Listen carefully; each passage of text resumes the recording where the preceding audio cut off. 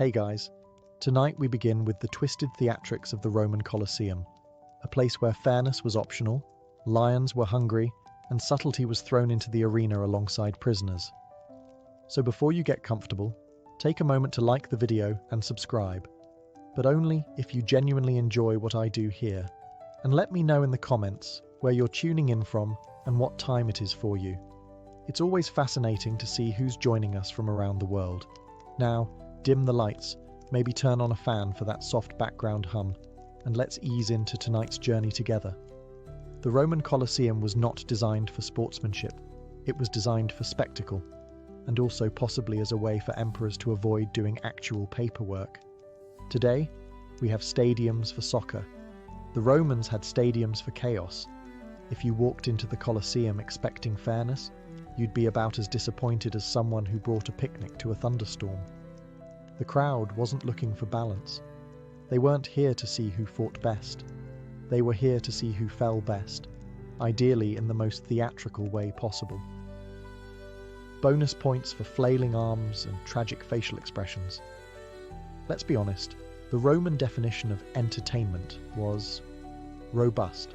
A perfectly matched fight between two trained gladiators? Sure, that happened. But far more common were the opening acts. Criminals, captives, or very unlucky people who happened to owe the wrong senator money. These folks were given the equivalent of a sharp spoon and told to make it dramatic. And dramatic, they made it. The Colosseum wasn't just a stadium, it was a form of civic therapy. Life in ancient Rome could be stressful: plagues, grain shortages, and the occasional fire. Watching someone else have a really bad day in a controlled environment was how people coped. And it was free. Funded by the emperor, the games were a very public please-like-me gesture. You got grain, a seat, and a view of someone running from an angry elephant. What more could you want? Even the architecture encouraged inequality. The emperor had the best seat, senators got cushions, and everyone else got a stone bench and sunstroke. The actual people in the arena? They got an audience. So fairness? Not exactly the design priority. This wasn't a fencing match. This was ancient Rome's version of dinner theatre. If your dinner included fried dormice and the play ended in screaming. If you were a participant, you weren't measured by your win-loss ratio. You were measured by how loud the crowd got when you tripped over your own foot and fell directly into a net. Nothing says public service quite like forcing an untrained civilian to fight a heavily armed professional in front of 50,000 strangers. The Romans had a word for this: entertainment. And while we have game shows and cooking competitions, they preferred something with slightly more risk and significantly fewer rules. Enter the gladiator versus amateur match, a charming tradition where a trained killer faced off against, say, a baker with a sword, or a bureaucrat with an existential crisis. These weren't just one-off mistakes. These were planned. Sometimes the amateurs were volunteers, sometimes they were condemned criminals, and sometimes they were just guys who really should have read the fine print. Gladiators, contrary to modern movie logic, weren't all enslaved nobodies. Some were volunteers, some were celebrities, and all of them were highly trained. They lived in schools, had coaches, and were basically professional athletes, except with more armor and fewer endorsement deals. Now imagine pitting one of them against someone who learned sword fighting from watching shadows on a wall. The result was predictable, and that was the point. This wasn't about suspense. This was about spectacle. The audience didn't want a fair fight. They wanted to cheer for the obvious winner, while pretending the other guy had a shot. It was the ancient Roman version of watching a squirrel try to drive a chariot. And for the amateur, well, they had options. Option 1. Survive long enough to be mildly impressive. Option 2. Survive long enough for the crowd to feel sorry for you. Option 3. Get hit so quickly and dramatically that the audience laughs and the emperor nods in approval. If you were particularly charming or dramatic, you might even earn a reprieve. Romans loved a good underdog story, especially if the underdog was bleeding just the right amount. But most of the time, The outcome was settled before the match began. The crowd knew it. The fighters knew it. Even the guy sweeping the sand probably knew it. Let's say you're accused of a crime in ancient Rome. Maybe you stole something. Maybe you looked at the emperor's statue a little too long. Maybe your neighbor just really doesn't like you. Congratulations, you now qualify for a special appearance in the Colosseum. And by special appearance, we mean you're going to be introduced to a lion, up close, personally, and probably without warning. The damnatio ad bestias, or condemnation to the beasts, was a Roman tradition that asked the important question: what if our justice system was also a zoo? It was Rome's solution to everything from theft to treason. Throw the accused into the arena, open a gate, cue the music and the panic. The lions weren't ordinary cats either. They were imported, often from North Africa, and treated like star performers. They got better transportation than most citizens, and sometimes better food. The prisoner, meanwhile, got a tunic and a vague sense of doom. No armor, no weapon, occasionally a stick. Because nothing says fairness like handing someone a twig and telling them to make it look exciting. This wasn't a fight, it was a message. The empire didn't just punish you, it made you part of the show.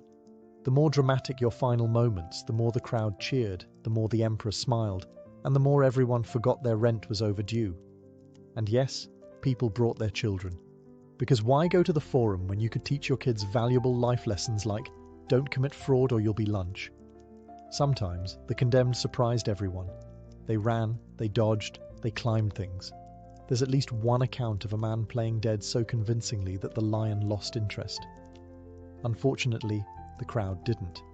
They made sure the show went on. If you're thinking, this seems excessive, the Romans would have agreed, but only if you suggested not using lions. That would have ruined the aesthetic. So let's say the lion match is over, and the crowds had their fill of seeing unarmed prisoners make friends with fate. What's next? Naturally, let's arm some people and send them back in, but with more animals, and weirder ones. Enter the Venations, Rome's version of man versus wild, if the wild was extremely annoyed, and the man was wearing gladiator sandals. These were staged hunts where specially trained fighters, or, let's be honest, whoever was available and didn't owe too many favors, were given weapons and told, try not to look nervous. The Colosseum would be transformed into a faux wilderness. Fake trees, imported sand, maybe even a bit of shrubbery if someone had the budget. Then wild animals were released. Leopards, bears, ostriches, rhinos, crocodiles, basically anything that could stomp, charge, or deeply confuse an audience.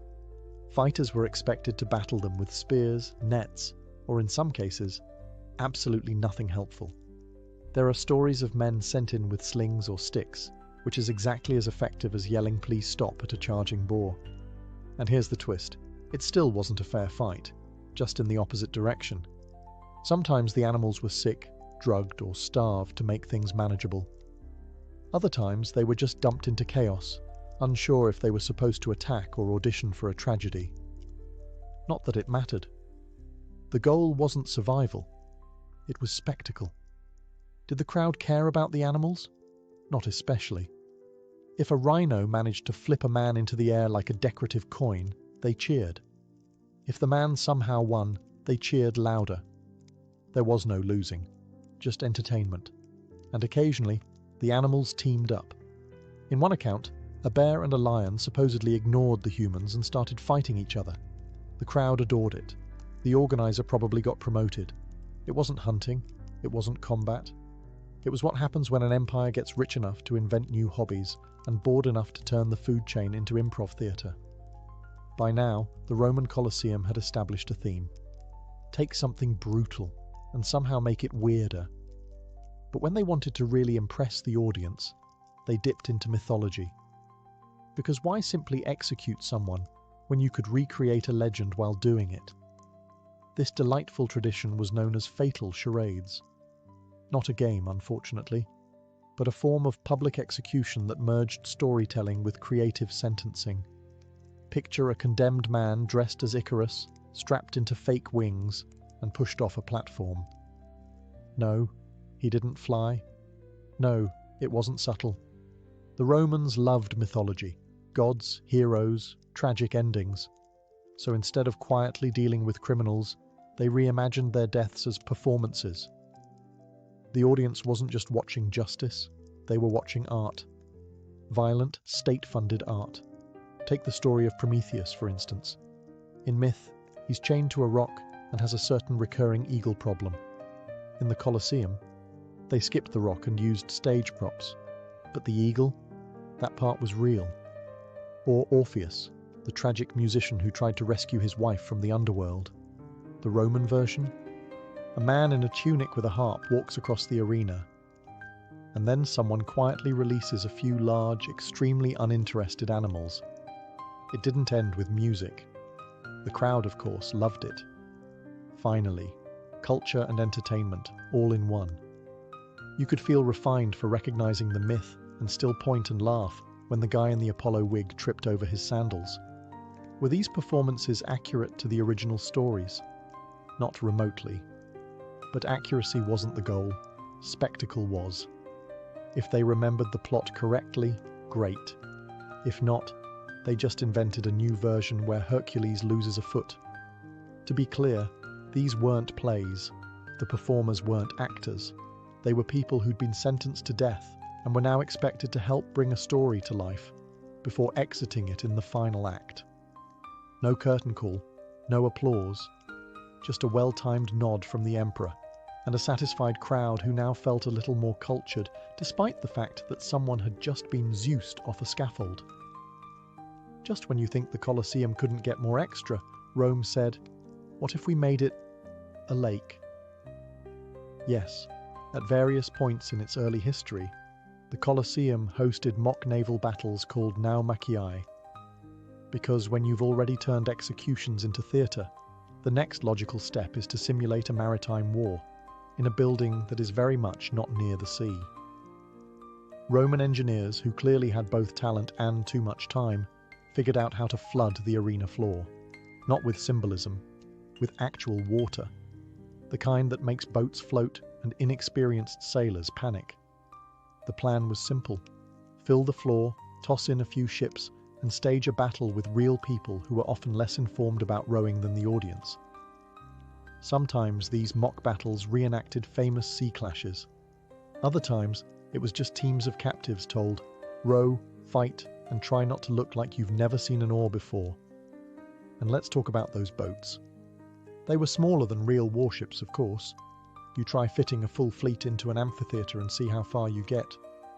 But they were still decked out with paint, flags, and very real weapons, which meant there was a good chance that someone was going to fall in, or be pushed in, or just jump in because it seemed like the better option. The audience watched from above like cruise passengers watching a buffet fire, equal parts confused and delighted. Nobody really cared about naval tactics. They wanted to see if someone fell off the boat in a dramatic way. Bonus points if they screamed something poetic while doing it. And yes, there were moments of drama. Ships colliding, fighters leaping across decks, people accidentally poking their allies with spears. Honestly, it was less naval strategy and more floaty chaos with costumes. Eventually, the Colosseum stopped flooding itself for these shows. Probably because it turns out water and ancient concrete don't make the best long-term couple.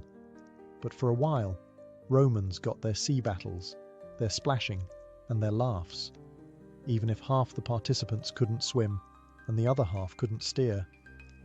Sometimes even staged combat wasn't dramatic enough. That's when the organisers rolled out the party pack: blindfolds, shackles, mismatched weapons, and a general disregard for the laws of physics or common decency. Why? Because fairness is boring. But watching someone try to fight blindfolded, hilarious, for everyone except the person wearing the blindfold. One popular twist was to take a perfectly competent fighter and make their life significantly harder for entertainment's sake. Remove their armour, shorten their weapon, or give them something completely useless, like a net, or worse, a wooden sword. Nothing says good luck, quite like stepping into the arena holding what is essentially a stick from a child's toy set. Then there were the shackles. Fighters were sometimes chained by the ankles, wrists, or both. Because clearly, if you've already trained to survive an armed duel in front of thousands, what you really need is to be physically restrained while doing it. Bonus, it makes dodging a lot more interpretive. Some were forced to fight while tied together. Yes, to each other. It was called the three-legged race of doom. Okay, not officially, but it should have been. Imagine trying to survive with someone else's panic dictating your footwork. One stumbles, both fall, and the crowd loses its mind. Of course, these gimmicks weren't used on just anyone. Gladiators were investments. The ones who drew crowds and had reputations were spared the most ridiculous setups, unless the audience was bored and the emperor wanted a laugh. Then all bets were off, and let's not forget the occasional surprise opponent. You think you're fighting one guy, and suddenly a trap door opens and out comes a second one, or even better, something with claws. Imagine a WWE match where the floor randomly spits out a bear. Ancient Rome did that, but sincerely. None of this was in the rulebook, mostly because there was no rulebook, just a checklist. Is it entertaining? Is it absurd? Can it be cleaned up before the next match? You might assume that the Roman Colosseum, in all its chaotic brilliance, gave its audience a break between events. A moment to stretch, grab some olives, maybe talk about how well the gladiators were accessorized. And technically, yes, there was an intermission, but in true Roman fashion, even that was turned into a performance. Welcome to the Meridiani, the midday break. While the morning had beast hunts and the afternoon promised gladiator duels, lunchtime was reserved for something a little more procedural, public executions, because nothing pairs with your midday bread roll quite like the empire's idea of due process. These executions weren't spontaneous. They were scheduled, organized, timed with the precision of a stage play. The condemned, usually criminals, deserters, or people who had annoyed the wrong bureaucrat, were brought out for the crowd to see justice being served, loudly and without any red tape. No one was expecting drama. This wasn't a fight. It was a warning. Don't be like this guy, the Empire said. Also, please enjoy your olives. And the methods, well, let's just say they were creative. Sometimes it was quick, a clean finish and on with the show. Other times, it was needlessly elaborate, especially if the person had made headlines. The Romans believed justice should be efficient, theatrical, and ideally sponsored by someone in a toga. The crowd by this point was used to it. Kids asked for better seats.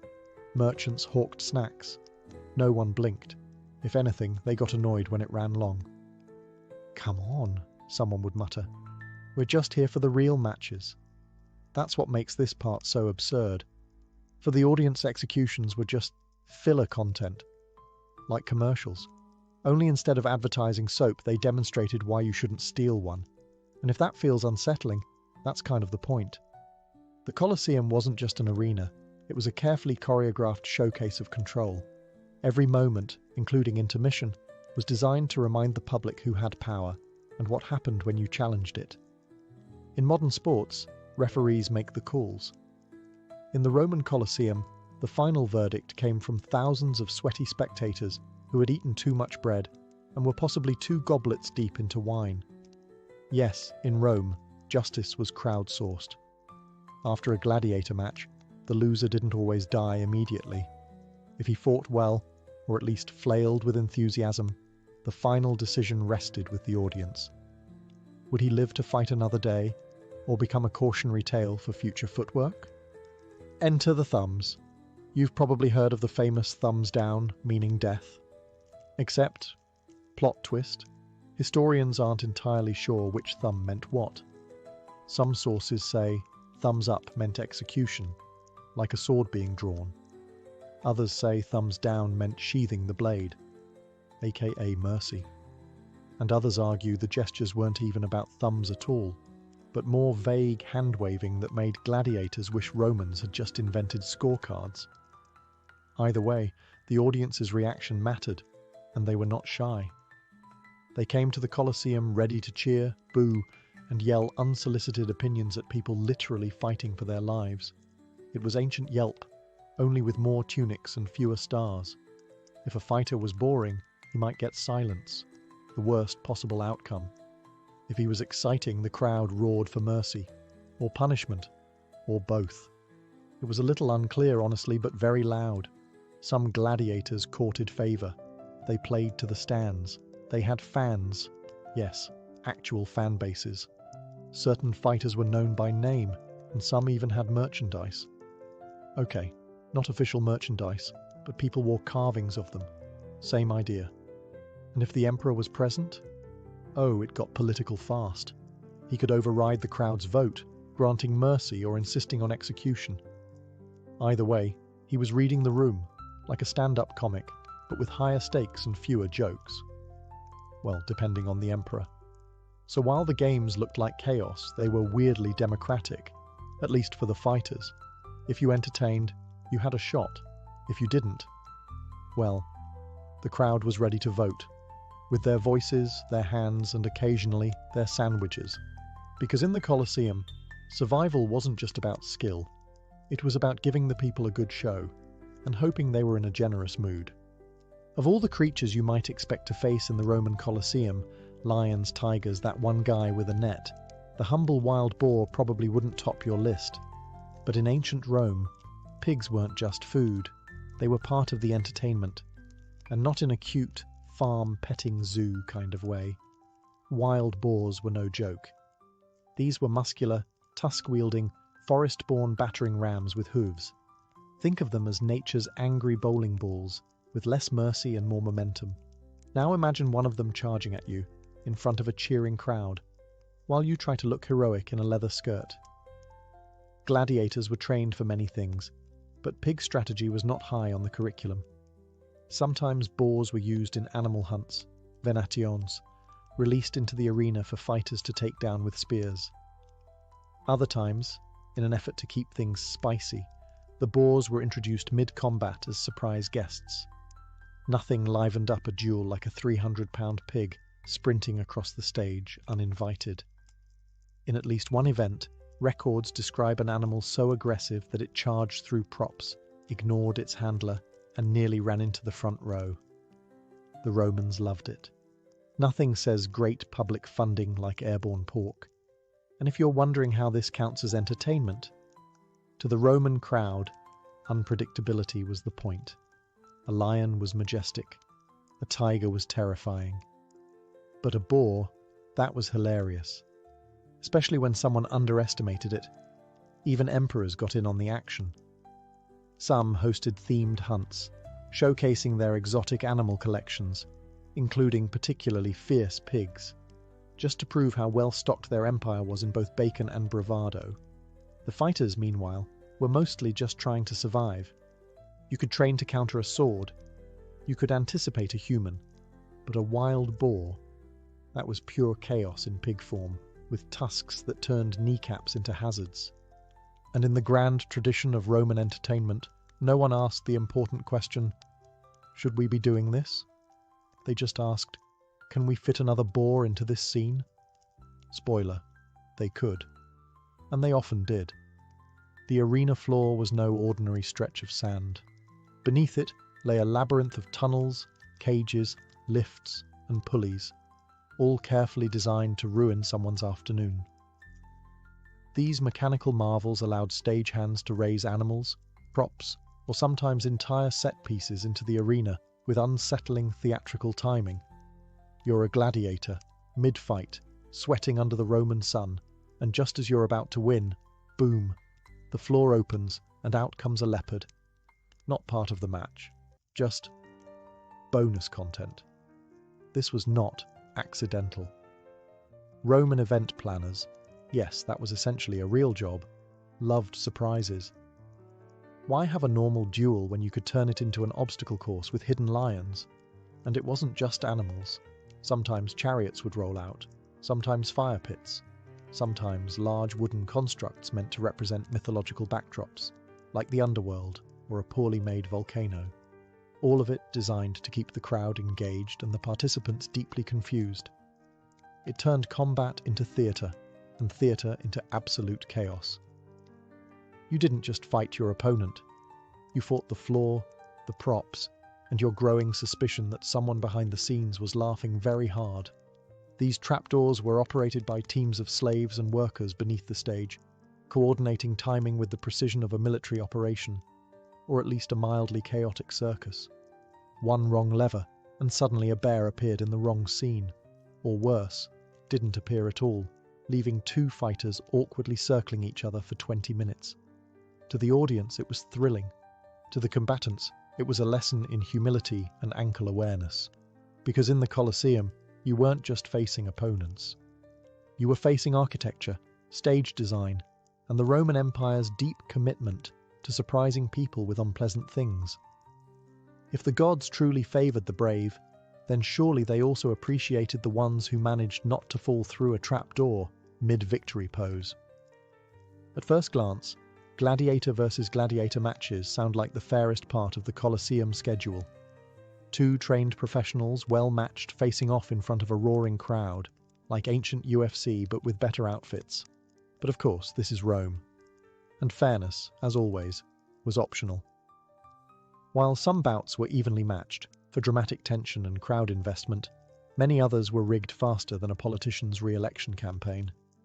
One fighter might be a seasoned veteran with years of arena experience. The other, a terrified rookie who'd just figured out which end of the sword was the business end, and don't get too attached to the idea of standard weapons either. Sometimes one fighter got a gladius and a shield, the other got a net and a trident, not because it made tactical sense, but because the crowd liked variety and someone in event planning had a flair for chaos. These odd pairings had names. The Secutor versus the Retiarius, trident guy, was especially popular. One had armour, a big helmet, and traditional gear. The other wore almost nothing, carried a glorified fish fork, and relied on dodging for dear life. It was less battle of equals, and more, can Speedy McBareFeet avoid being flattened? Why the mismatches? Because Rome loved contrast. The sight of two identically armed fighters was boring. But throw a bulky armoured tank against a wiry, nearly naked rope flinger. Now that's entertainment. And if one gladiator had a growing fan base or a sponsor to impress, the match might be tilted in his favour.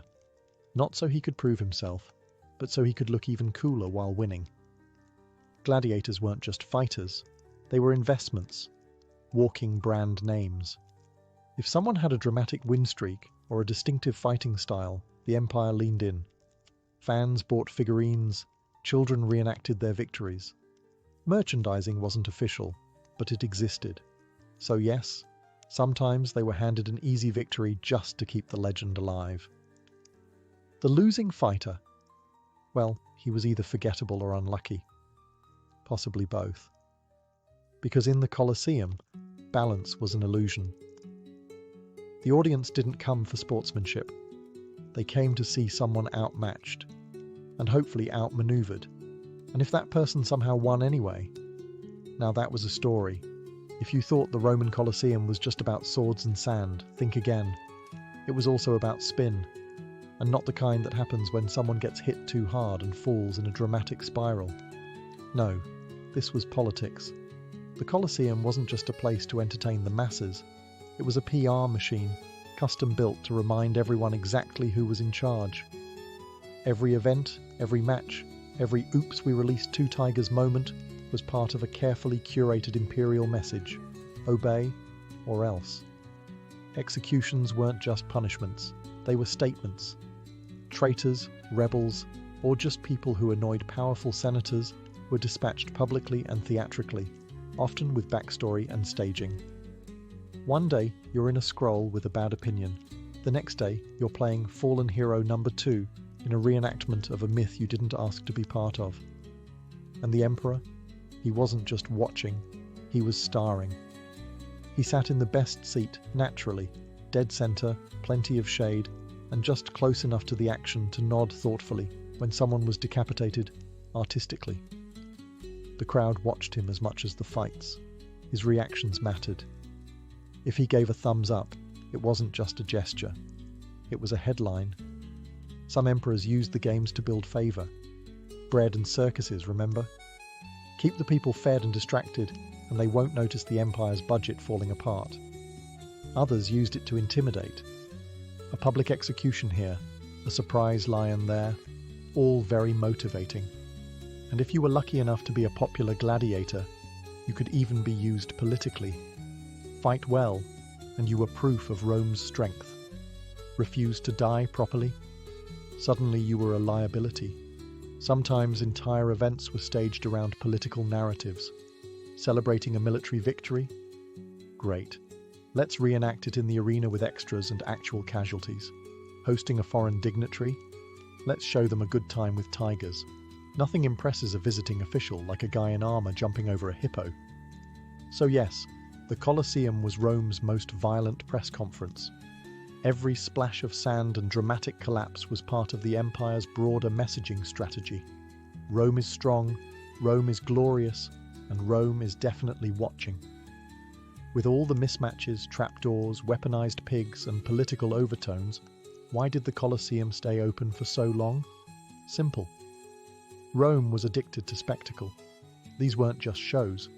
They were cultural events, political tools, social glue, and occasionally legally questionable therapy for a civilization that desperately needed hobbies.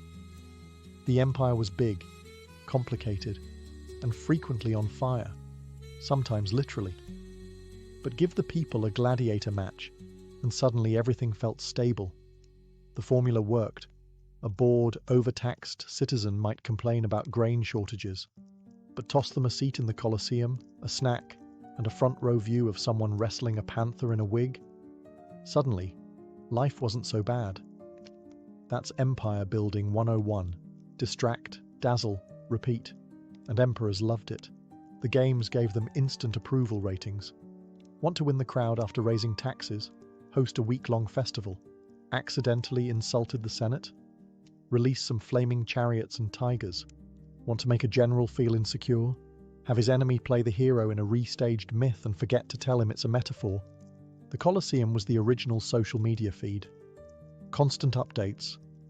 Constant drama. A place where careers were made, enemies were erased, and your public image could be defined by a single thumb gesture. No comments section though, just roaring applause or complete silence, which in Rome was basically a downvote.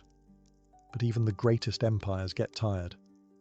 Over time, the shows became less extravagant, the animals harder to import, the audience less dazzled. By the time Rome began to crumble, even the Colosseum started to feel like yesterday's news.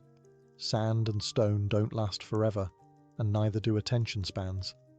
Still, the legacy lingered.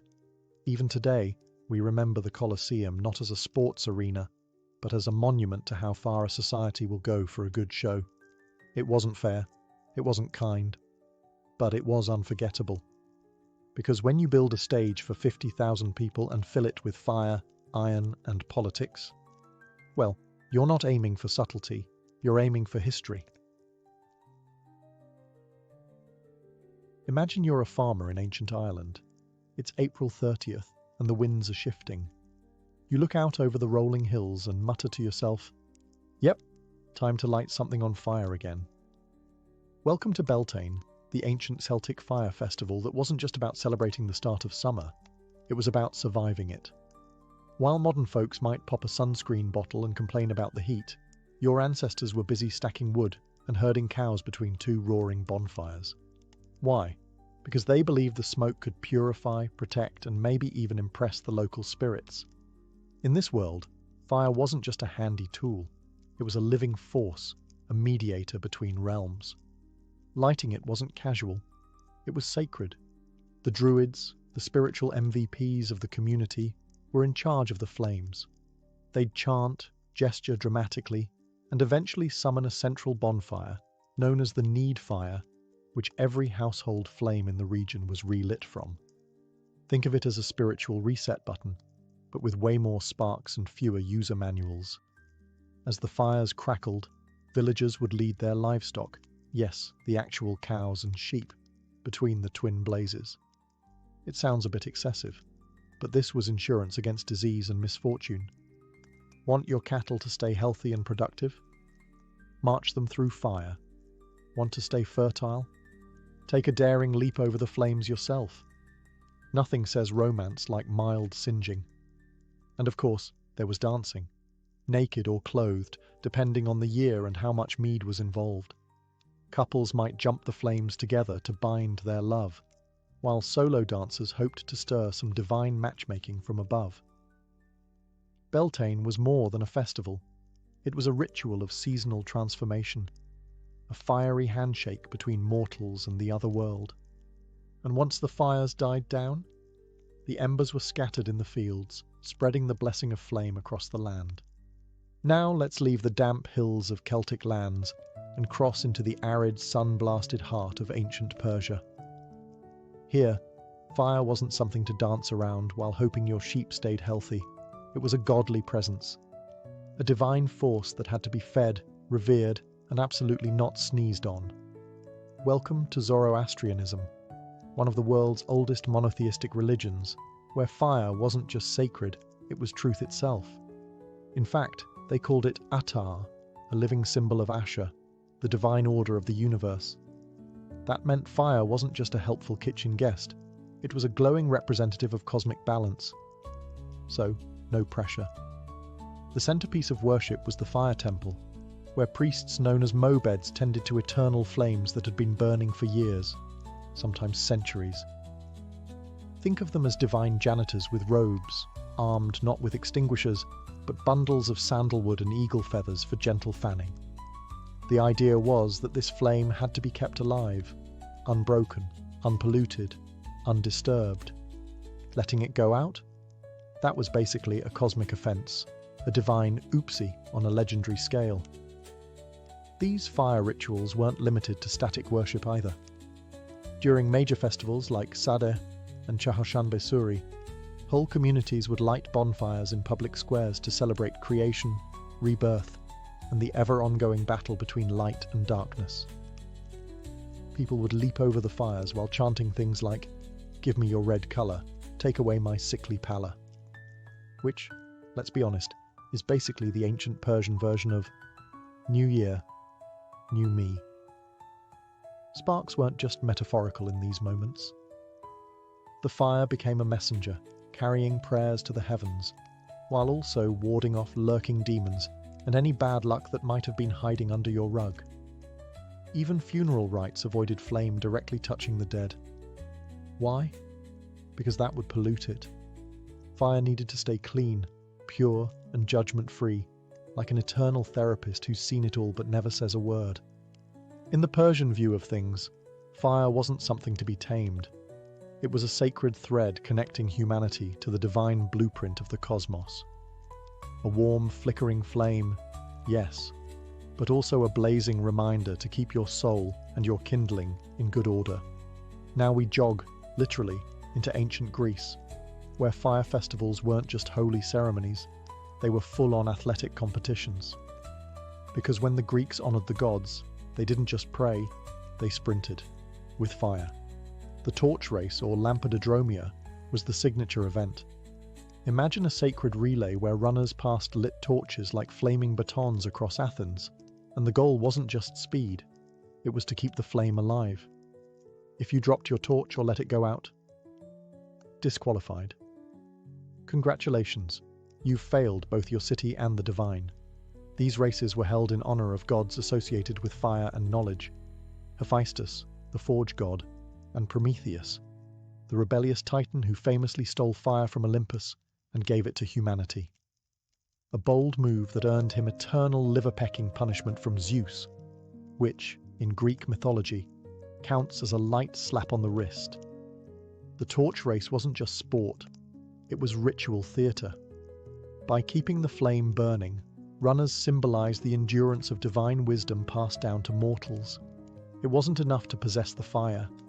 You had to prove you could carry it without fumbling like a butterfingered apprentice in Hephaestus's workshop. And this wasn't a casual jog through the olive groves. The races were often held at night, the only light coming from the flaming torches bouncing through the darkness, casting shadows across temples, columns, and confused livestock. The visual impact was intentional. The gods were watching, and you better make it look epic. There were also deeper symbolic layers.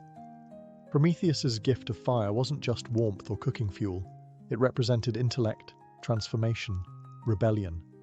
In honoring him with torch races, the Greeks weren't just reenacting a myth.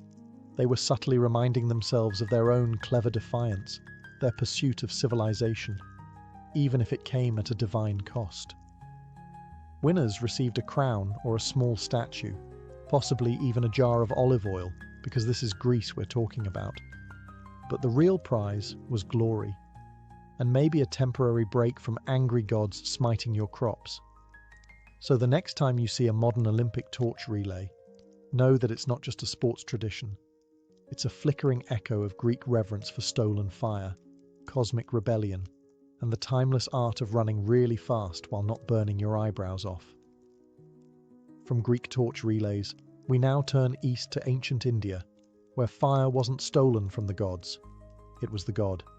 Meet Agni, the Hindu god of fire, who wasn't just a deity of warmth and light, but a cosmic postman. His role? Deliver offerings from earth to the heavens, through fire, with perfect reliability. No lost packages, no customer service line. In Vedic rituals, the sacred ceremonies of ancient India, Agni was the bridge between humans and gods. Any prayer worth its salt needed fire. And not just any fire, it had to be lit properly, fed with clarified butter, ghee, basically the holy nectar of every ritual, and accompanied by mantras. These were called yajnas, and they were so important that priests devoted their entire lives to mastering them. Think of it as spiritual pyromania, but with a lot more incense and fewer insurance claims. In a typical yajna, a sacred fire pit called a Havan Kund was constructed, often in intricate geometric patterns aligned with celestial forces. The fire had to be coaxed into life using friction or sacred chants, not a matchstick in sight. And once it was lit, Agni became alive. You weren't just watching a fire, you were making eye contact with a god. But this wasn't a one-time thing. The most devout households kept eternal fires burning, flames that never went out, passed down from generation to generation. If a fire died, it wasn't just inconvenient, it was a spiritual emergency. Some even believed it could disturb cosmic balance. Imagine being the guy who accidentally spilled water on a divine flame. Oops, doesn't quite cover it. Fire festivals like Lori and Makar Sankranti later evolved to carry this Vedic legacy into seasonal celebrations, marking agricultural transitions with bonfires, songs, and offerings. It was joy wrapped in smoke, purification dancing in sparks, and unlike some traditions where fire was kept at arm's length, here it was intimate, living, and profoundly respected. Agni wasn't feared like a wildfire. He was honored like an ancestor, a witness to every vow, every birth, every passing soul. If ancient India saw fire as a divine messenger, then ancient Egypt saw it as the very breath of the sun, God himself. Fire here wasn't just a flicker, it was cosmic authority, embodied in Ra, the sun god who rode across the sky in a blazing solar bark. And every night, he fought off a chaos serpent in the underworld, powered entirely by radiant, celestial fire. No pressure, Ra. But let's zoom in on the human rituals, because while Ra handled the solar commute, Egyptians celebrated with flame too. Fire wasn't used for warmth. It was a symbol of purification, protection, and rebirth. Temples were designed to catch the morning sun in their darkest chambers, as if the gods themselves were turning on the lights. The most famous fire ritual? The Feast of Opet, or the Wepet Renpet festival, which marked the new year. It wasn't your average countdown and fireworks situation. It was a multi-day spectacle featuring priests, incense, offerings, and, most importantly, ceremonial torches carried in processions. These weren't just for show. The fire represented Ra's rejuvenating energy returning to Earth, warding off darkness and illness. It was like spiritual pest control. but with sacred pyrotechnics. Even in funerary practices, fire played a crucial but carefully managed role. Egyptians didn't cremate, that was a little too final for them, but they burned incense and sacred oils during burial rites. The smoke rising from the offerings was believed to carry the soul's essence upward, helping it journey safely into the afterlife. And if the scent happened to please the gods, even better. Priests also maintained eternal flames within temples, particularly those dedicated to Ra or his fiery daughter, Sekhmet. A lion-headed goddess you really didn't want to upset. Her festivals included fire rituals meant to appease her destructive nature. And yes, these sometimes involved beer dyed red to look like blood, because Egyptian gods loved symbolism and mildly theatrical drama. Fire in Egypt wasn't chaotic. It was orderly, celestial, radiant. It came with scrolls, hymns, and complex schedules. Every spark had a script. Now we descend into the jungles and highlands of ancient Mesoamerica, where fire didn't just symbolize life, it was the engine of the cosmos. And keeping that engine running required a bit more than candles and kind thoughts. Among the Aztecs, Maya, and Zapotecs, fire was a sacred force that governed time, agriculture, even human fate. But they didn't mess around with mere festivals. They had calendrical fire resets. Enter the new fire ceremony, held every 52 years, when the Aztec calendar completed its sacred cycle. A kind of cosmic Y2K, only with higher stakes and fewer IT professionals. As the dreaded date approached, all household fires were extinguished across the land. Cities went dark. People destroyed their belongings. They fasted, prayed, and basically assumed the world might end. Then, at midnight, priests ascended a sacred hilltop and performed a heart sacrifice. Only after the heart was burned and the new flame kindled on the chest cavity, yes, really, was the fire declared reborn. From this one divine spark, every household flame across the empire would be rekindled. Fire was rebirth, continuity, and cosmic validation.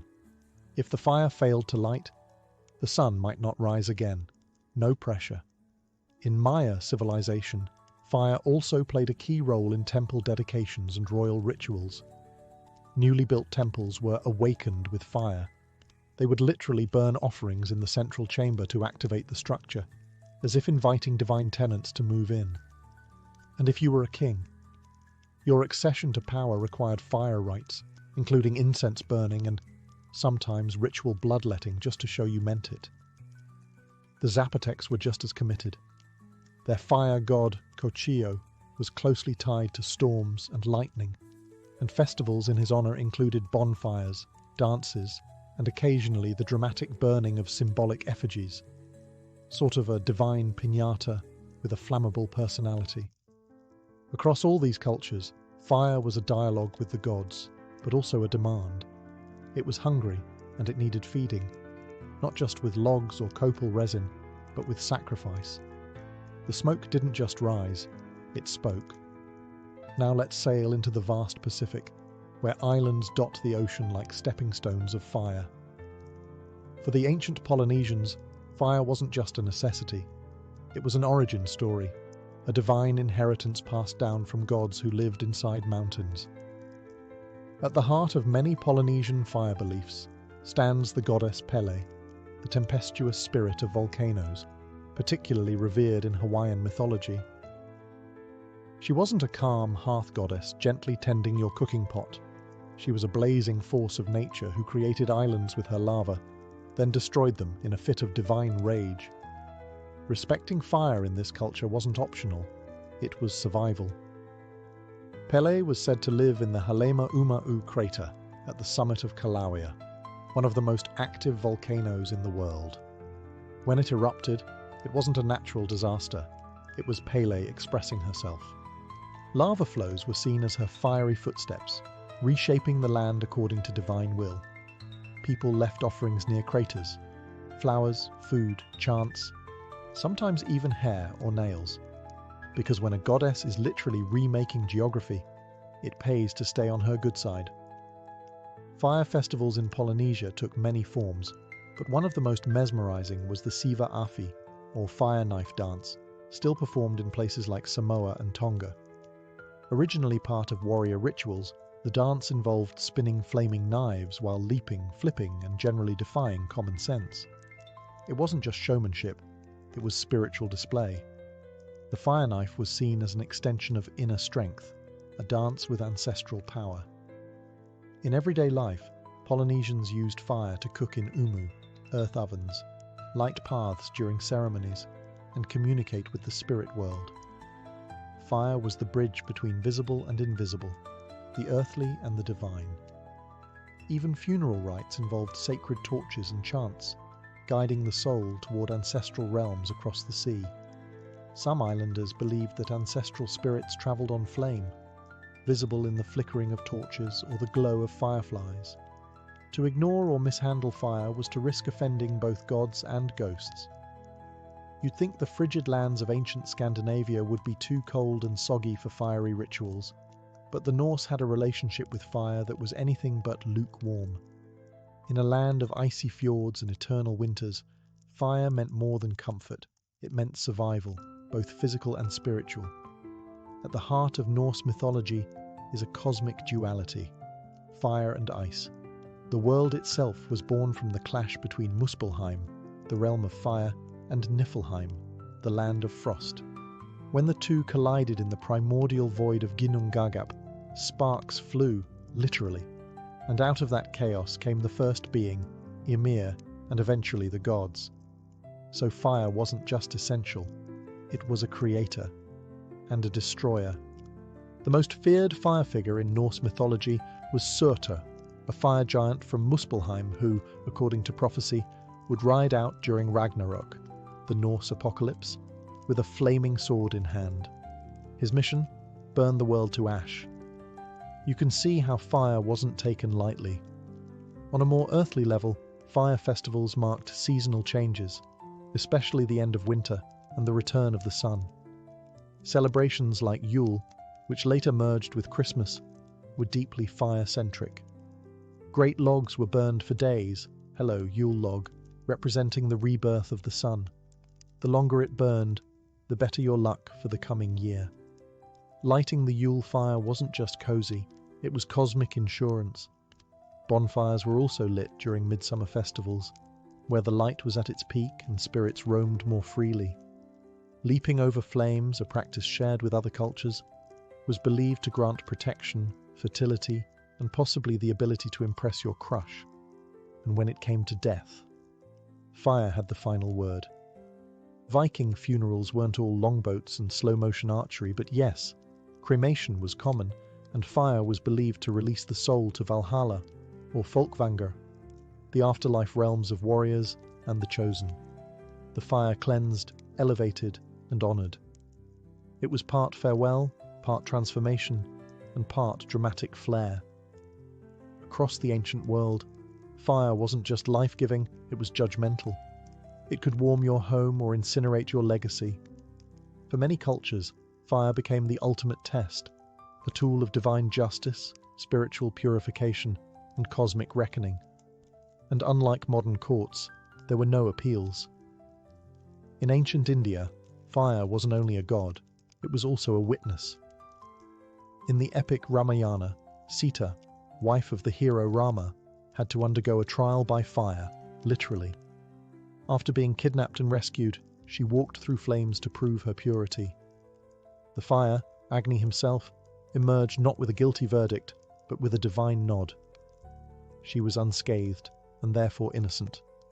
A hot mess of gender expectations, yes, but also an example of how fire was seen as the final arbiter of truth. In medieval and ancient Europe, similar ideas took root in trial by ordeal.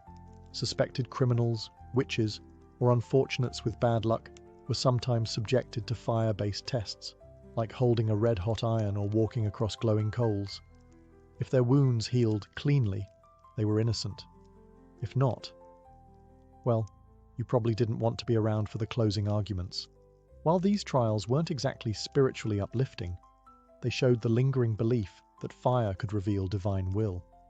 In Zoroastrianism, One of the earliest notions of fire as judgment emerged in the concept of Chinvat Bridge, the crossing point to the afterlife. At death, souls would walk a blade-thin bridge above a river of molten metal. Those who had lived righteously would find it as gentle as warm milk. The wicked? Let's just say they discovered that divine metal has no chill. Even the Aztecs, who worshipped fire with meticulous devotion, saw it as a cyclical trial. If their new fire ceremony failed, the world could end. Fire, once a gift from the gods, could also become their chosen method of cosmic deletion. It kept humanity humble and maybe a little flammable. Throughout all these traditions, fire became a mirror. What you brought to it, truth, guilt, devotion, or fear, was what it revealed. Whether in sacred rites or terrifying trials, fire was the final exam of the soul. In ancient Egypt, paying taxes wasn't just an economic duty, it was practically a spiritual obligation. The pharaoh wasn't your average bureaucrat. He was the divine middleman between gods and humans, so when he demanded tribute, it wasn't viewed as exploitation. It was seen as maintaining cosmic balance. Ma'at, the sacred order of the universe. Nothing like being taxed by a god to keep things in perspective. Money, as we know it, didn't really exist in early Egyptian society. So how did the pharaoh fill his royal coffers? Grain. Lots and lots of grain. The Nile's annual flooding ensured fertile fields, and after harvest, scribes would arrive, clipboard in hand, or rather, papyrus scroll, to measure exactly how much you owed. They used rope, sticks, and something resembling a calculator made of frustration. If your land produced 10 sacks, you might owe 3 to the state. Not paying, not an option. You could lose your land, your cattle, or find yourself mysteriously volunteered for a state labour project. Because yes, you could also pay in labour. The towering pyramids of Giza weren't built by aliens or slaves. They were built in part by taxpayers. If you didn't have enough grain or goods, you could be conscripted for public works, hauling limestone, digging irrigation canals, or constructing the latest shrine to Horus. Congratulations, you're now part of Egypt's National Infrastructure Initiative. The whole system was recorded meticulously by scribes, those sharp-eyed record keepers with a monopoly on literacy. They documented everything, from how much wheat you owed to whether your donkey was taxable. Yes, even animals could be taxed. If it moved and had value, chances are the state wanted a piece of it. Egypt's tax system was centralized, efficient, and, when needed, brutally enforced. But it was also flexible. During years of famine or poor flooding, tax collectors might reduce quotas, not out of kindness necessarily, but because dead farmers don't pay taxes. Leave it to the Romans to turn bodily functions into taxable assets. In the sprawling empire of marble forums and gladiator games, taxation was both a bureaucratic art and a source of legendary grumbling. You could be taxed for land, slaves, doors, and yes, urine, because nothing says efficient government like charging people to pee. Let's start with the infamous urine tax, or vectigal urinae. Public urinals and fullers' workshops collected human urine, which was then used, no joke, as a source of ammonia to bleach clothing and tan leather. So, when Emperor Vespasian realized this bodily byproduct was chemically useful, he did what any responsible emperor would do. He taxed the collectors. The phrase, "money doesn't stink," pecunia non olet, was born when his son Titus questioned the morality of such a tax. Vespasian handed him a coin and asked if it smelled. It didn't. Point made. But that's just the tip of the imperial iceberg. Rome had taxes on windows to encourage modest architecture. Slave ownership came with its own tariff, and inheritance taxes could shave off a chunk of what you left behind. There was even a sales tax, though it only applied to free citizens, because if you were enslaved, congratulations. You were already a form of taxable property. Tax collectors were called publicani, and let's just say they weren't winning popularity contests.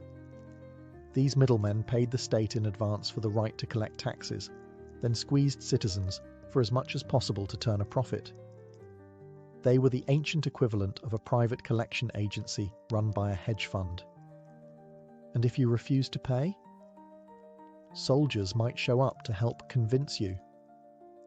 Despite all this, Roman taxation funded some impressive projects: aqueducts, roads, temples, and military conquests that stretched the empire from Britain to Syria. You could argue that Roman taxes built civilization and crushed it, depending on where you stood. And yes, tax revolts happened. Provinces groaned under the weight of tribute, and more than one rebellion started with the words, "How much?" In the heart of Mesoamerica, the Aztec Empire ran one of the most elaborate and structured tribute systems the world has ever seen. And no, it wasn't based on gold or coins. It was powered by cocoa beans, jaguar pelts, and feathers so fine they made European kings look underdressed. Unlike modern tax systems, Aztec taxation was known as tribute, and it operated like a giant imperial wish list. The emperor didn't need your permission. He needed your region's best products, delivered regularly, and preferably without excuses. Every city-state, or altopetal, that fell under Aztec control was required to send tribute, recorded meticulously by scribes known as calpixca.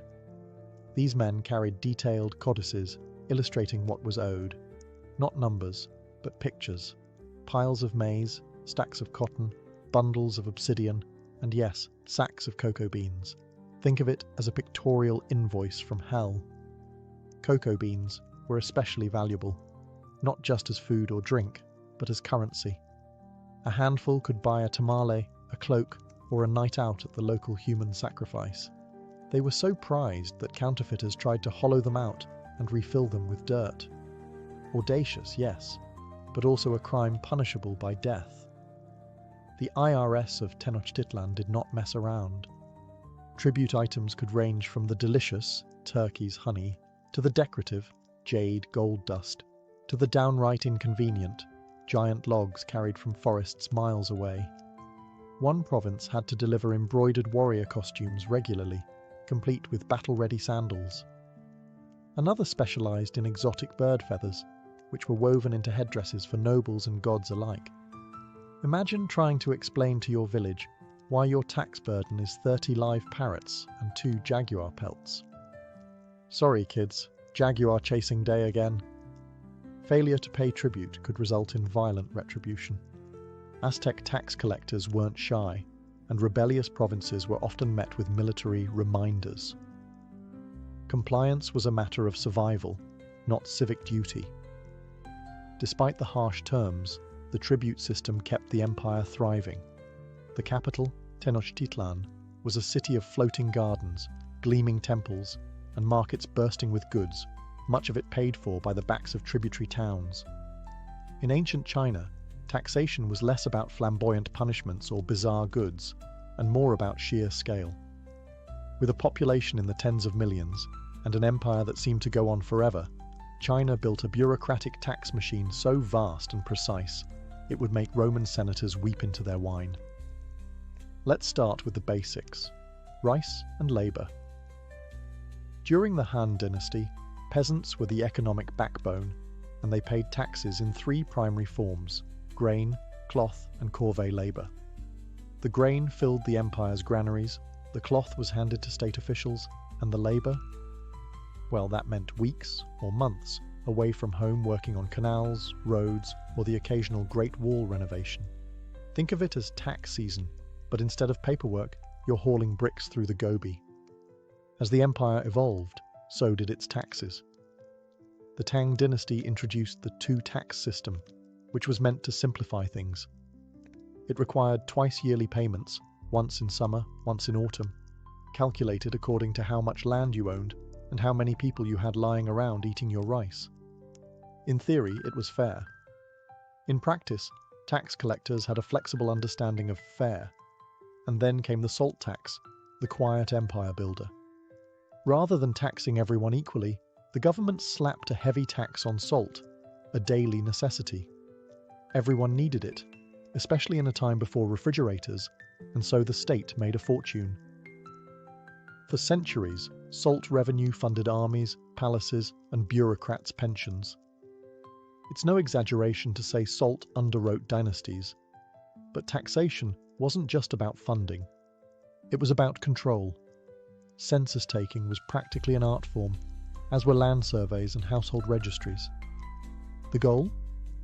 To know exactly how much rice you grew, how many sons you had, and whether you were hiding a second ox behind the barn. Of course, it wasn't all order and harmony.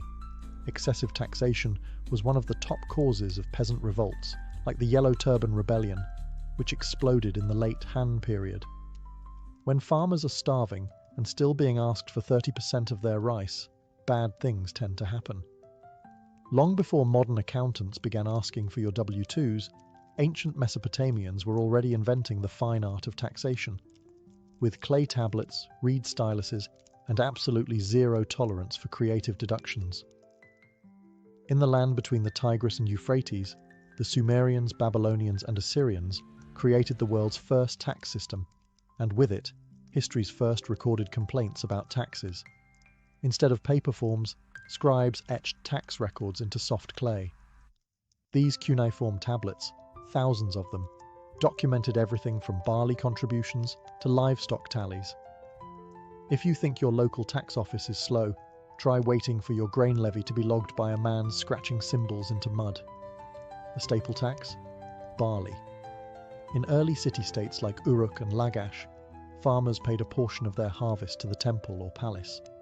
And the temples weren't just religious centres, they were full-blown economic hubs with tax officials, storerooms, and surprisingly stern priests. But grain wasn't all. Mesopotamians taxed fishermen on their catch, traders on their goods, and craftsmen on their workshops. Even donkeys weren't safe. If you had a working donkey or a cart, congratulations, you were now a small taxable transport business. Under the Babylonian king Hammurabi, taxation became even more structured. His famous legal code, one of the oldest in the world, laid out penalties for tax evasion, overcharging officials, and cheating the system. In some cases, the punishment wasn't just a fine, it was death or dismemberment. So if you ever feel like your modern tax form is harsh, remember, at least it doesn't come with a potential amputation. One unique feature of Mesopotamian taxation was its integration into public works. Citizens might pay taxes in bricks, silver, or labour, helping build canals, ziggurats, and city walls. If you couldn't pay in goods, the state could take your time, or your children's time. Nothing says fiscal responsibility like loaning your kid to the temple for a season. Yet, despite its age, the Mesopotamian tax system was remarkably efficient. It helped manage sprawling cities, fund irrigation networks, and support armies. In other words, it kept the whole operation from crumbling like a sun-baked mud brick. In ancient Greece, taxes were less about state order and more about awkwardly passing the bill around. Unlike centralized empires like Egypt or China, many Greek city-states, especially Athens, relied on a mix of civic pride, social pressure, and well-disguised tax avoidance strategies. Let's start with the basics. Direct taxation on citizens was rare. Athenian citizens didn't pay income tax like we do today. Instead, they were expected to contribute to the state through liturgies, a fancy way of saying, "Hey, rich guy, it's your turn to pay for a play, a worship, or a festival." These weren't technically taxes, but try saying no and still getting invited to dinner. Meanwhile, foreigners and metics, resident aliens who lived and worked in Athens, did pay taxes. They were required to fork over a monthly protection fee, which covered the privilege of not being a full citizen. Essentially, thanks for living here, now cough it up. Trade was another gold mine. Import and export goods came through the bustling port of Piraeus, and Athens made sure to grab its cut with customs taxes, tolls, and docking fees. You could tax olive oil, wine, or pottery, just not ideas. Those flowed freely from the mouths of philosophers who, naturally, had opinions about taxation too. Plato believed that rulers should live modestly and serve the state, not profit from it. Aristotle, ever the realist, saw taxation as a necessary part of governance, though he noted that excessive taxation could lead to rebellion. Meanwhile, the average Athenian just wanted the tax collectors to stay far away from their grape harvest. Which brings us to the real villains of the story, tax farmers. Rather than collecting taxes themselves, Greek states auctioned off the right to collect them. The highest bidder would pay the state up front, then go out and recoup the money, plus plenty extra. These tax farmers were about as popular as wet tunics at a symposium. Despite the chaos, the system worked, more or less. Taxes funded temples, wars, roads, and democracy itself. But resentment simmered, especially among the poor, and tax abuse occasionally led to public outrage, lawsuits, or exile. Welcome to the Inca Empire, where you didn't pay taxes with money, or even cocoa beans. You paid with your hands, feet, and spine.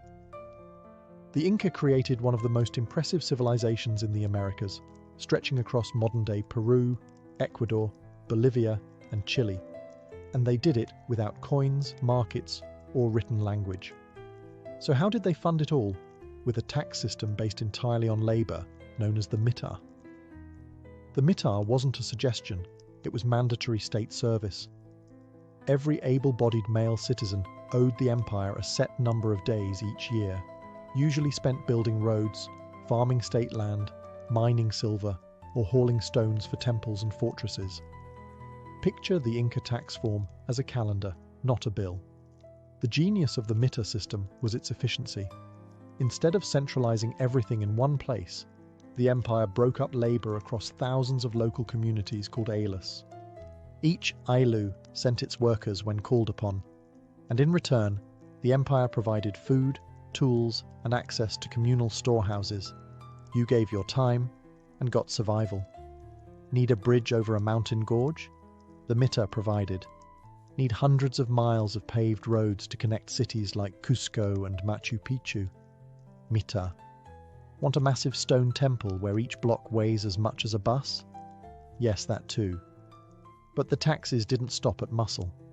Citizens were also expected to grow crops on state-owned fields, raise llamas for transport, and weave cloth for the military and aristocracy. Entire regions specialized in producing maize, potatoes, or textiles for redistribution. The empire stored these goods in enormous warehouses, kolkas, strategically placed along roads for use in times of famine or war. Unlike many other ancient civilizations, the Incas didn't use tax collectors in the traditional sense. Instead, local leaders kept quipus, knotted cords used to track labor and production. They didn't need writing when they had the world's most complex tax abacus made of string. And yes, resistance existed. After the Spanish arrived, they co-opted the mitar for forced mining labor, which quickly turned exploitative and deadly. What had once been a system of communal duty became a nightmare. During the Islamic Golden Age, from the 8th to 13th centuries, the empires of the Middle East, North Africa, and parts of Europe ran some of the most sophisticated taxation systems the world had seen since Rome. But unlike earlier models of raw extraction, Islamic taxation came wrapped in moral philosophy, religious duty, and meticulous bookkeeping. At the heart of it all was zakat, a religious tax and one of the 5 pillars of Islam. It wasn't just a donation, it was mandatory. Every able Muslim was expected to give around 2.5% of their wealth annually to help the poor, the indebted, and travellers in need. It was a tax designed not to fund palaces or armies, but to promote social justice. Think of it as the original wealth redistribution scheme, only with divine oversight. But zakat was just the beginning. There was also the kharaj, a land tax levied on non-Muslims who farmed conquered lands, and the jizya, a poll tax paid by non-Muslims in exchange for protection and exemption from military service. These taxes weren't arbitrary. They were legally defined, scaled according to wealth, and in many cases negotiated between communities and rulers. Non-Muslims could keep their religions and local customs as long as they paid on time. To manage all this, the caliphates developed a professional class of scribes and accountants. They kept ledgers in Arabic script, tracked markets, and issued receipts.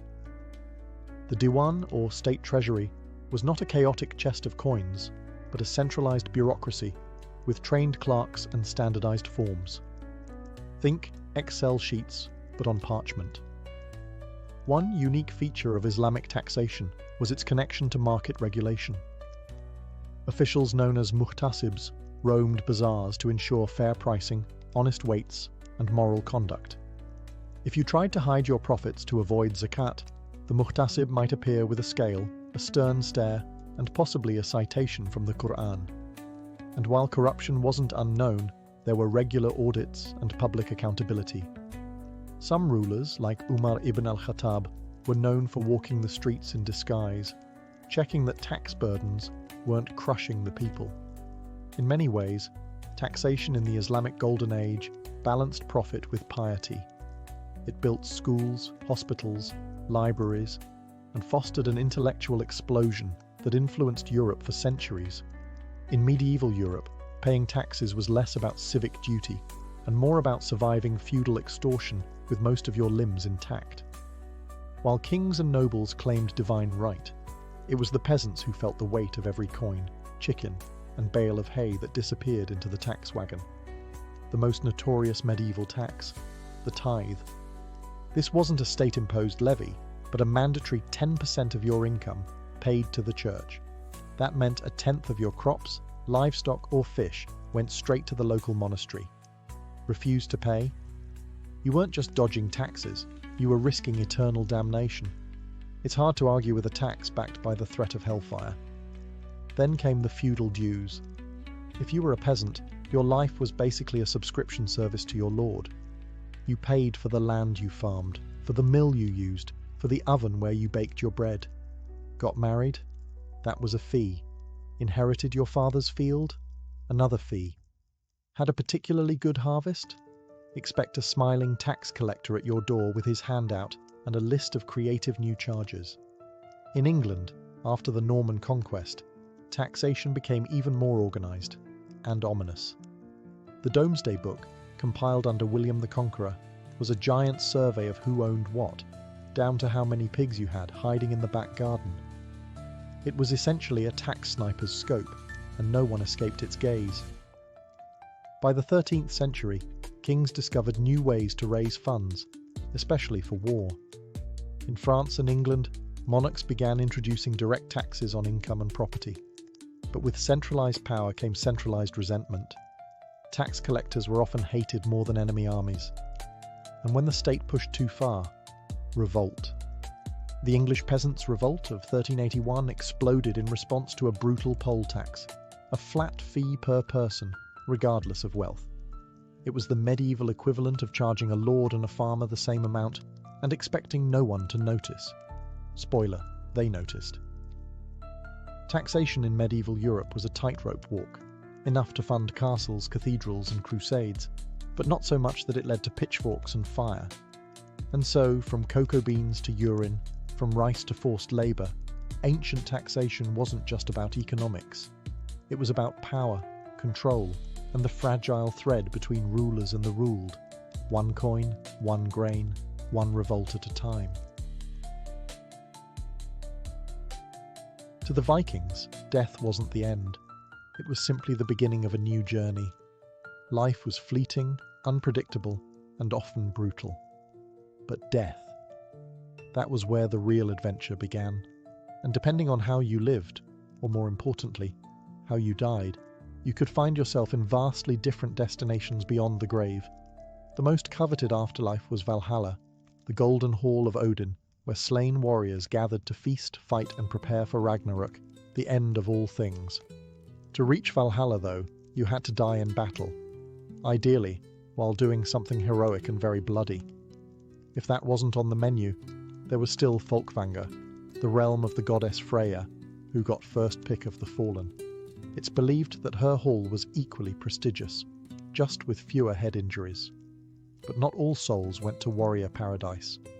Those who died from sickness, old age, or without enough flair were said to drift to hell, the shadowy realm ruled by the goddess of the same name. Contrary to modern interpretations, hell wasn't necessarily a punishment, just a more subdued afterlife. possibly with fewer drinking horns and battle songs. With such an elaborate spiritual map, it's no surprise that Viking funeral rites were carefully staged performances, part tribute, part guidance system for the soul, and part flex for the living. A well-executed funeral showed respect, wealth, and community status. A sloppy one? That was a recipe for haunting, bad luck, or worse, a dishonoured soul wandering without rest. These funerals weren't about closure. They were about ensuring safe passage to the next world and proving that the deceased mattered, both in life and in death. Even the humblest funeral might include offerings of food, weapons, and personal belongings to equip the departed for their journey. And for the elite? The Norse didn't do subtle. Chieftains, warriors, and nobles often received grand send-offs involving ships, flames, burial mounds, animal sacrifices, and entire ceremonies performed with chilling precision. The goal was not just to honour the dead, but to cement their legacy in the sagas and in memory. Because in Viking culture, to be remembered was to live on. The funeral wasn't the final chapter. It was the first page of the afterlife. In Viking society, the dead weren't just dumped in a pit and forgotten. They were prepared with care, intention, and a touch of theatrical flair. If death was a journey, then the deceased needed to be dressed like a traveller, and packed like one too. Once a person passed, their body was washed, combed, and dressed in their finest clothing. This wasn't about vanity, it was symbolic. Cleanliness showed respect, and fine garments helped ensure the deceased entered the next world with honour. A chieftain might be laid out in a rich woolen tunic, his cloak trimmed in fur. A shield maiden might wear embroidered dresses, adorned with brooches and beads. Jewellery wasn't just for show, it was spiritual luggage. Weapons were essential. A warrior might be buried with his sword, axe or spear, along with a shield. These weren't ceremonial props, they were actual tools for the afterlife. After all, if you were going to fight all day in Valhalla, you'd want your favourite blade by your side. Even common folk were sometimes buried with knives or simple tools, suggesting that utility mattered as much as status. The dead were also given grave goods: drinking horns, cooking pots, combs, dice, and sometimes food and mead. It's as if they were packing for a very long trip, with a few snacks and a bit of entertainment. These objects served practical, religious, and sentimental purposes. In some cases, they were deliberately broken before burial, a practice that may have released the object's spirit for use in the afterlife. Social rank played a big role. The wealthier or more important the person, the more elaborate the prep. There are records of servants or slaves being sacrificed to join their masters, though these were rare and usually reserved for high-ranking individuals. It was brutal, yes, but in Viking belief, it was an honour to accompany your lord into the next world. Once the body was prepared, it was laid out for a time, giving the community a chance to mourn, reflect, and say goodbye. This was also when the funerary rituals would begin in earnest. Prayers, chants, and even ritualized storytelling to cement the dead's legacy. To the Vikings, preparing the dead wasn't a grim task. It was an act of love, of respect, and of cosmic responsibility. They weren't just dressing a corpse, they were arming a soul for the journey beyond. When most people think of Viking funerals, they picture a flaming longship drifting into the horizon, sails ablaze, carrying a warrior to Valhalla. It's an image burned into pop culture, cinematic, dramatic, and just a little impractical. But how accurate was it? The short answer: partly true, partly poetic license. Vikings had a deep relationship with ships. These weren't just modes of transportation. They were symbols of power, status, and life itself. To be buried in a ship, or even with part of one, was the ultimate farewell. For seafarers, warriors, and nobles, it represented a return to the sea, to the gods, or to the great journey ahead.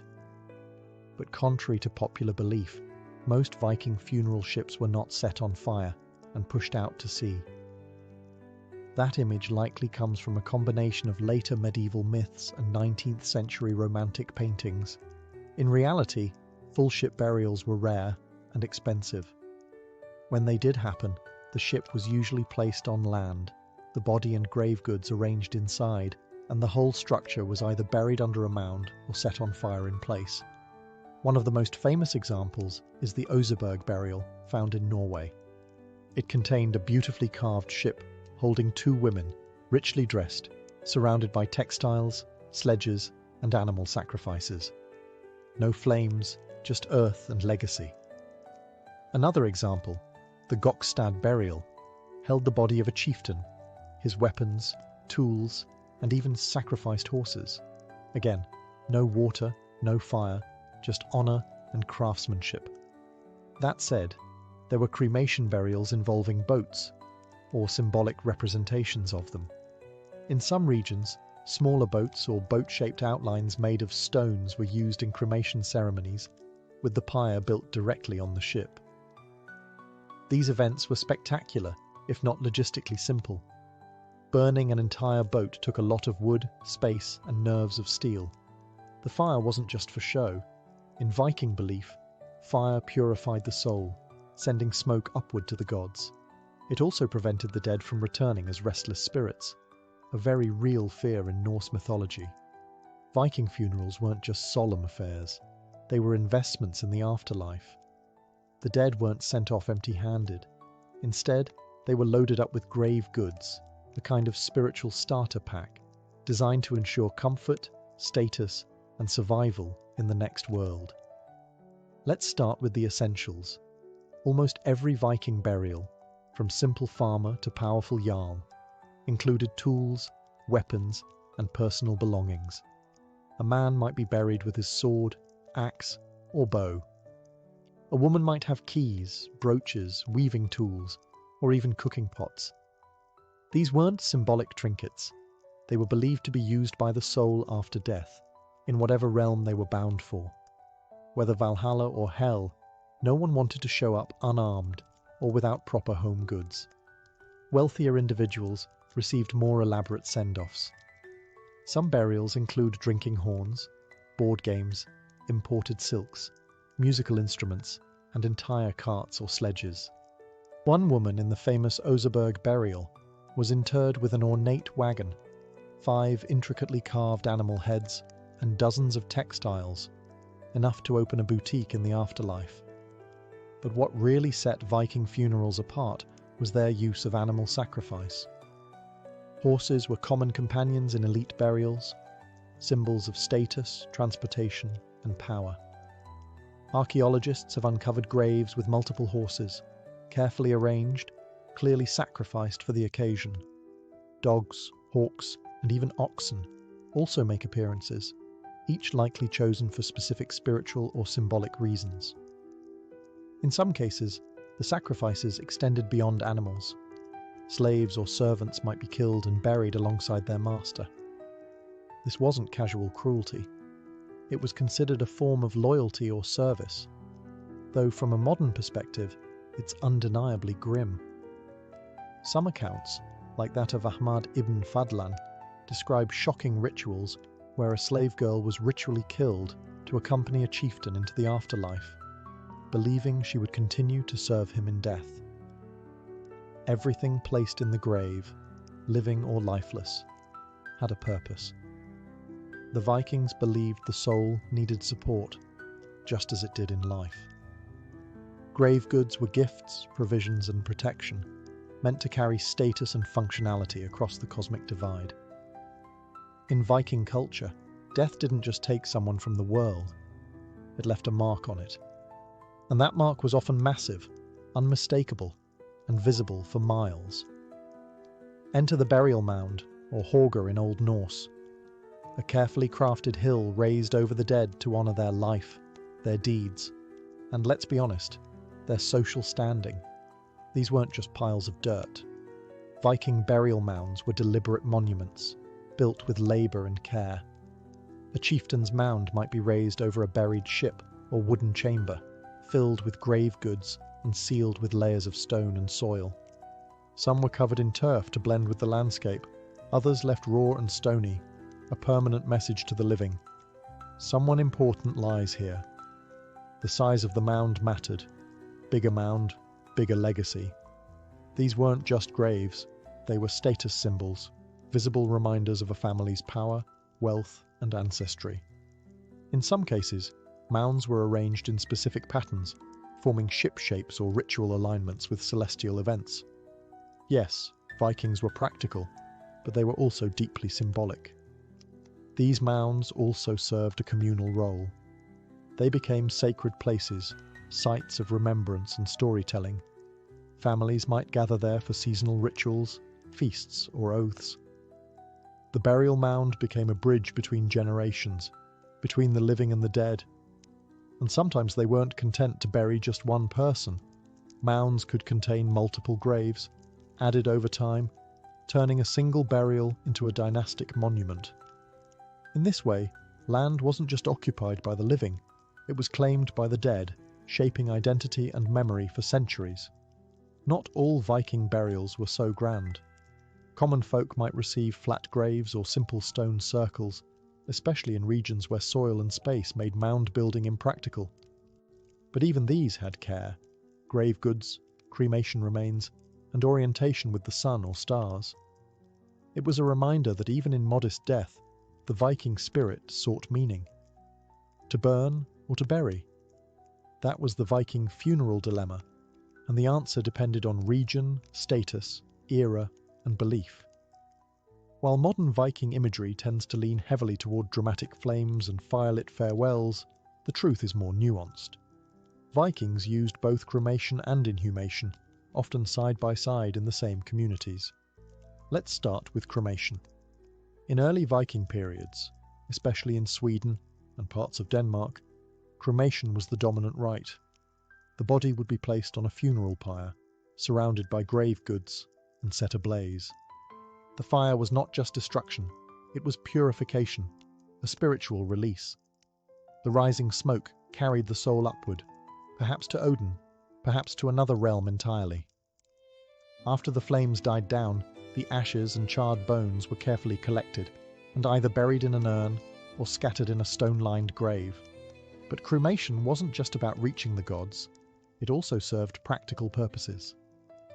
In societies where space was limited, or where wild animals posed a threat to shallow graves, fire made sense.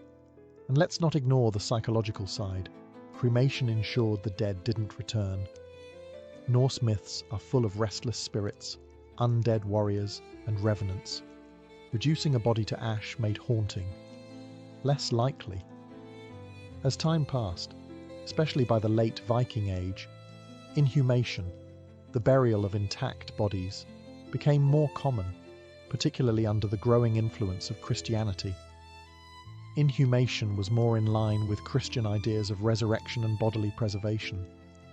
But even before Christianity, some Viking communities favoured burial in chambers, ships, or wooden coffins, with the body laid out in full dress, surrounded by goods, animals, and tools. Interestingly, both methods often coexisted. A chieftain might be cremated on a pyre, while his wife was buried nearby.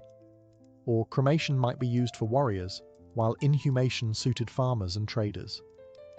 The choice could reflect personal identity, social class, or regional custom. What united both rites was the attention to detail and honour. Whether turned to smoke or sealed beneath a mound, the Viking dead were treated with reverence, as travellers heading into the next world, however they chose to get there. Viking funerals weren't quiet affairs. They were ritualistic send-offs, full of song, storytelling, toasts, and symbolic acts. While the physical treatment of the body, burning, burying, loading into ships, was essential, the rituals of the living were just as important. To die well was one thing, but to be remembered properly, that was immortality. At the heart of many Viking funerals were songs and poetry. Skalds, or poets, played a crucial role in preserving the memory of the deceased. They composed elegies and funeral verses, recounting the person's deeds, their lineage, their victories, and even their personality quirks. These verses weren't just mournful, They were epic, casting the dead in the mould of saga heroes. If you weren't sung about at your own funeral, did you even die a Viking? Funerals also involved ritual toasting, known as the minne. Drinking horns were passed, mead flowed, and each toast honoured not just the departed, but the gods, ancestors, and fate itself. These were solemn moments, but also deeply social, blending mourning with camaraderie. It was grief expressed with firelight and fermented honey. Offerings were made at the gravesite, sometimes food, sometimes weapons, sometimes blood. Sacrifices, especially of animals, could accompany the funeral, intended to guide or sustain the soul in the afterlife. These rituals were often led by a gothi, priest, or volva, seeress, who conducted ceremonies with chants, symbolic gestures, and possibly a few unprintable incantations. In wealthier funerals, ritualized performances took place. Ibn Fadlan, the 10th century Arab diplomat, famously described the funeral of a Rus chieftain, likely Norseman settled along the Volga, which involved days of preparation, animal sacrifices, and the ritual killing of a slave girl who volunteered to accompany her master. Though horrifying by modern standards, it reveals the theatrical and religious weight the Vikings gave to death rites. Finally, memorial feasts could be held weeks later. These served to settle affairs, redistribute possessions, and honour the legacy. New leaders might be named, oaths sworn, stories told again.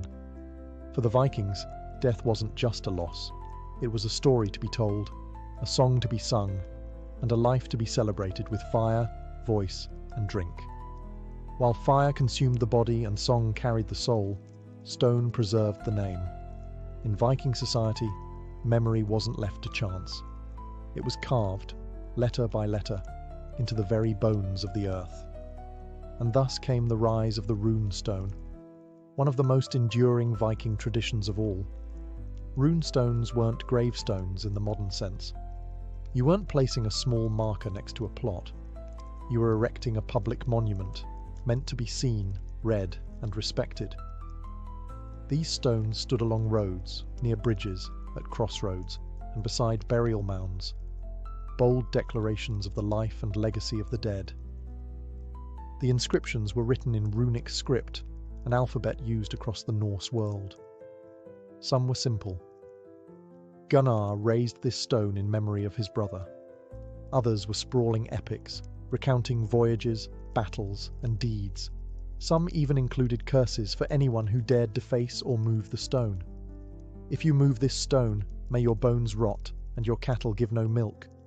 Vikings didn't mess around. And while many stones honoured warriors and chieftains, others memorialised merchants, travellers, and even women. A famous example is the Jelling stones in Denmark, massive rune stones erected by King Harald Bluetooth to honour his parents and declare the Christianisation of Denmark. They blend pagan tradition with emerging Christian influence, showing how rune stones adapted over time. The act of carving a rune stone wasn't cheap. It required a skilled rune master, time, and a hefty piece of stone, usually granite or sandstone. But the reward was eternity. To raise a rune stone was to say, "This life mattered. This person will not be forgotten." Even centuries later, their words still speak across time. Some rune stones included images, ships, weapons, animals, or symbols of power. Others were more abstract, twisting runes into serpent shapes or dragon curves. The artistry was as much a statement as the message itself. In a world of oral tradition, where most stories were passed by voice, the runestone was a physical anchor, an unignorable reminder carved into the world itself. For all their strength and stoicism, the Vikings had one lingering fear that fire, stone, or sword couldn't easily solve: the dead who wouldn't stay dead. Because in Norse belief, not all spirits departed peacefully. Some lingered, some returned, and some refused to leave at all. These were the Draga, restless dead, who rose from their graves with bloated bodies, glowing eyes, and a very bad attitude. They weren't airy ghosts. They were corporeal, dangerous and spiteful, known to crush bones, break doors, and sometimes sit on sleeping people like a sweaty boulder of vengeance. The Viking version of a horror movie, except you might actually know the guy from your village. What caused a person to become a Draugr? Usually a bad death or a bad life. Greedy, violent, or dishonourable people were prime candidates. So were those who had unfinished business. Jealousy, revenge, a sword debt, or just a deep hatred for their relatives. A poorly executed funeral could also result in an unhappy spirit.